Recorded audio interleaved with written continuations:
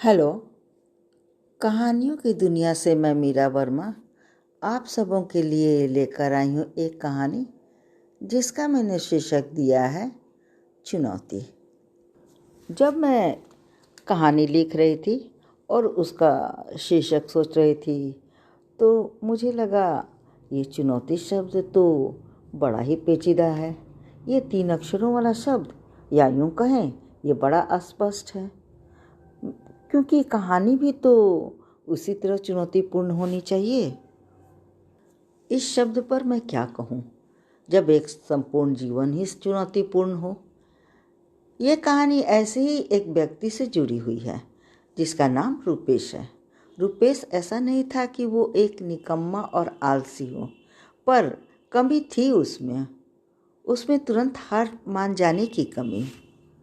मेहनत करते हुए भी वो हार जाता क्योंकि उसमें लगन की कमी थी। सोच उसकी उड़ने को तैयार रहती, पर वो कुछ परेशानियों का सामना कर पाने में असमर्थ सा हो जाता। रूपेश ने तो जिंदगी में कई बार चुनौतियां ली, कई मान्य थे, कई चुनौतियों के सामने वो हार सा जाता। रूपेश 10वीं पास कर 11वीं में प्रवेश कर चुका था। सभी छात्र उसके साथी सभी अपनी मंजिल तलाशने में लगे थे। उन्हें देख रूपेश सोचता, ये सब क्यों इतना परेशान है, समय आने पे सब कुछ ठीक हो जाएगा और विचारधारा भी सही दिशा पकड़ लेंगी। रूपेश के साथी रूपेश से कहते, कोई भी काम कल पर नहीं छोड़ना चाहिए, अभी हमारे मकसद मंजिल पाना है, तुम्हें भी कोशिश करनी चाहिए। साथी ने उससे कहा, मैं आगे एक सफल वैज्ञानिक बनना चाहता हूँ। रूपेश, तुम क्या बनना चाहते हो? रूपेश हंसकर बोला, मैंने अभी कुछ सोचा नहीं, देखता हूँ। 11वीं की मासिक परीक्षा में और दोस्तों के अच्छे मार्क्स आए थे, पर रूपेश के किसी सब्जेक्ट में अच्छे मार्क्स नहीं आए। रूपेश के माता पिता हमेशा कहते, कहो तो मैं तुम्हें ट्यूशन दिलवा दूँ या घर पर ही आके तुम्हें पढ़ा जाया करेंगे। रूपेश उनसे कहता, माँ तुम टेंशन मत लो, मैं सब कुछ कर लूँगा। पर ये क्या, 12वीं की स्कूली परीक्षा में वो किसी तरह पास हो पाया। उसके घर वाले, उसके साथी उसे हर तरह से समझाते। रूपेश समझता तो था, पर अपनी मानसिक परेशानियों से जूझने की शक्ति को नहीं जुटा पा रहा था। अब वो अपनी कक्षा में साथियों से दूर पीछे बेंच पे बैठने लगा। उसे कुछ कटने सा लगा था। उसे उन्हीं साथियों से दोस्ती बढ़ने लगी जो पढ़ाई में कच्चे थे। माता पिता के कहने पर वो ट्यूशन तो जाने लगा, पर वो हर कदम पर अपनी हार को महसूस करने लगा था। कुछ निराश सा रहने लगा। वहीं उसके साथी कक्षा में उत्साहित होकर सर से सवाल करते और उसका जवाब जो सर देते ध्यान से सुनते। जिस सर के पास रूपेश ट्यूशन करने जाता, वो रूपेश के पापा को जानते थे। एक दिन अचानक वो शिक्षक रूपेश के पापा से रास्ते में मिल गए। कुछ लंबी बातों के बाद रूपेश के पापा ने सर से कहा, विनय जी, रूपेश कक्षा में कैसा कर रहा है? सर कुछ निराशा भरी आवाज़ में बोले, रूपेश एक अच्छा लड़का है, पर उसे कॉन्सेप्ट क्लियर नहीं है। वो क्या चाहता है समझ नहीं पा रहा है। रूपेश के पापा ने उनसे कहा, सर आप कुछ कीजिए ना। उनके कंधे पर हाथ रखकर सर बोले, रूपेश एक अच्छा लड़का है, पर वो चुनौतियों का सामना करने से कतराता है। वे रूपेश के पापा से बोले, आप चिंता ना करें, मैं इसे आगे बढ़ाऊंगा। मैं इसकी कश्ती बनूंगा और उसकी नैया को पार कराऊंगा। जब रूपेश अपने ट्यूशन कक्षा में गया तो सर ने कहा, रूपेश तुम कक्षा के बाद मुझसे मिलो। वो थोड़ा हक्का बक्का सा होकर सर से पूछने लगा, सर मैं आपसे कहाँ मिलूं? सर ने कहा, तुम्हें घबराने की ज़रूरत नहीं, क्लास के बाद तुम मेरे साथ आओ, मैं तुमसे बातें करना चाहता हूँ। मैं उनसे क्या बातें करूँगा? वो यही सोचकर घबराने लगा।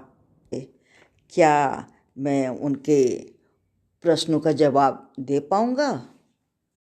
इन्हीं विचारधाराओं के बीच वो सर के साथ उनके रूम में पहुँच गया और सर उसे एक कुर्सी देते हुए बोला, बैठो। और मैं भी बैठता हूँ और कुछ तुम सहज हो लो। वो थोड़ी झिझक के बाद उनके सामने वाली कुर्सी पर बैठ गया।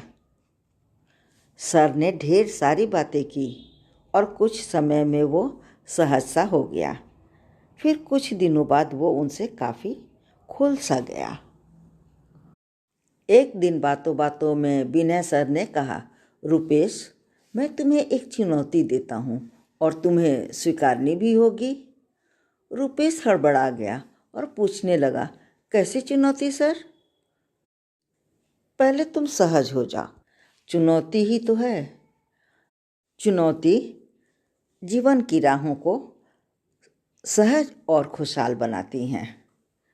वे तुम्हें मजबूत बनाएंगी। वे तुम्हें मानसिक और बाहरी समस्याओं से जूझने की ताकत देंगी।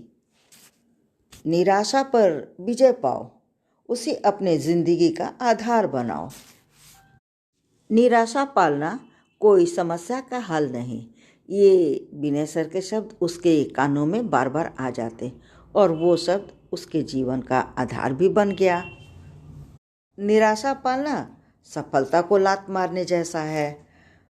इन्हीं उमड़ते घुमड़ते विचारों के बीच उसने एक चुनौती स्वीकार कर ली।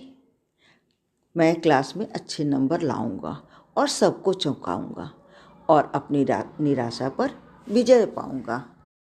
विनय सर उसके जिंदगी में वो ऊर्जा बनकर आए। 12वीं की कक्षा में सबसे अच्छे नंबर लाकर सबको चौंका दिया।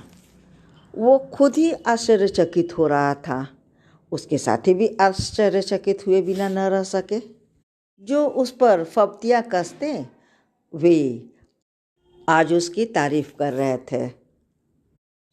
परीक्षा फल निकलने के बाद रुपेश विनय सर के पास गया।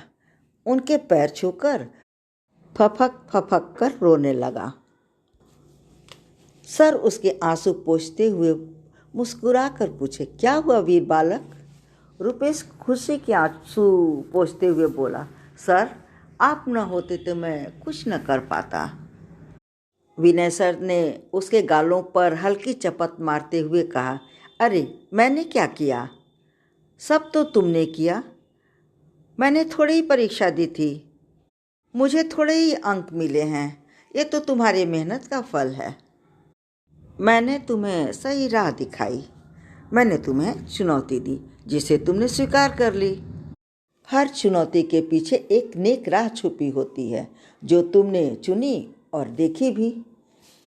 आज रुपेश एक सफल वैज्ञानिक बनने की राह पर निकल पड़ा है। अवसर उसकी राहें देख रही हैं। उसने सोचा, सच कहा गया है, जो चुनौतियों से लड़ेगा सफलता उसके वश में होगी। जो लड़ने की हिम्मत रखता है वही जीतता भी है। और उसके जीवन में उसकी चुनौती उसकी प्रेरणा बन गई। ये कहानी बस इतनी ही। अगर आपको ये कहानी पसंद आई हो तो आप इस चैनल को लाइक, शेयर और सब्सक्राइब करना ना भूलें। धन्यवाद।